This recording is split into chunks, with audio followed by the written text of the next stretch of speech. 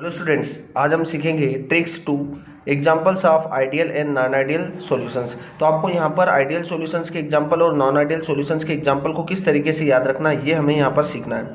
तो ideal solutions इस side लिखा है। तो आइडियल सॉल्यूशंस क्या होते हैं? तो ऐसे सॉल्यूशंस जो राउल्स लॉ को ओबे करते हैं उन सॉल्यूशंस को हम बोलते हैं आइडियल सॉल्यूशंस। और नॉन आइडियल सॉल्यूशंस क्या होते हैं? जो सॉल्यूशंस राउल्स लॉ को ओबे नहीं करते हैं उनको हम बोलते हैं नॉन आइडियल सॉल्यूशंस। तो ये दो टाइप्स के होते हैं नॉन आइडियल सॉल्यूशंस, एक होता है पॉजिटिव डेविएशंस और दूसरा होता है negative deviations.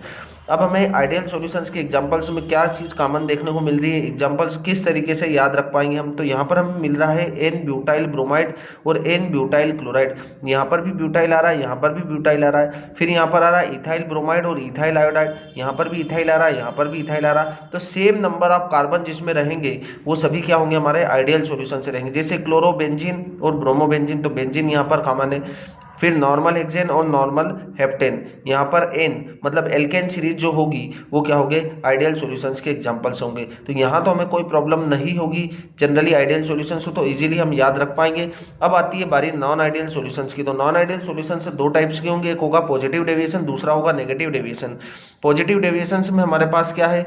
Methanol plus water, ethanol plus water, फिर methanol plus carbon tetrachloride, ethanol plus cyclohexane, acetone plus carbon disulphide, acetone plus ethanol.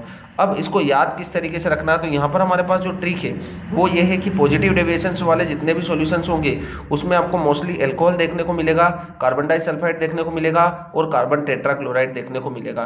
क्या क्या दिखेगा हमको? एल्कोहल, कार्बन डाइसल्फाइड और कार्बन टेट्राक्लोराइड। यहाँ पर हम देखें तो एल्कोहल देखने को मिल रहा है ना, methanol plus water, ethanol plus water, फिर यहाँ पर क्या है? मिथेनॉल प्लस कार्बन टेट्राक्लोराइड, ठीक है, इथेनॉल, यहाँ पर भी एल्कोहल है और साइक्लोहेक्सेन होगा, एसीटोन और कार्बन डाइसल्फाइड। तो इस साइड कार्बन डाइसल्फाइड देखने को मिल रहा है आपको, एसीटोन प्लस इथेनॉल, तो यहाँ पर आपको एल्कोहल देखने को मिल रहा है। तो ज्यादातर केस में आपको क्या देखने को मिल रहा है? यहाँ पर एल्कोहल ज्यादा देखने को मिलेगा, कार्बन डाइसल्फाइड और कार्बन टेट्राक्लोराइड।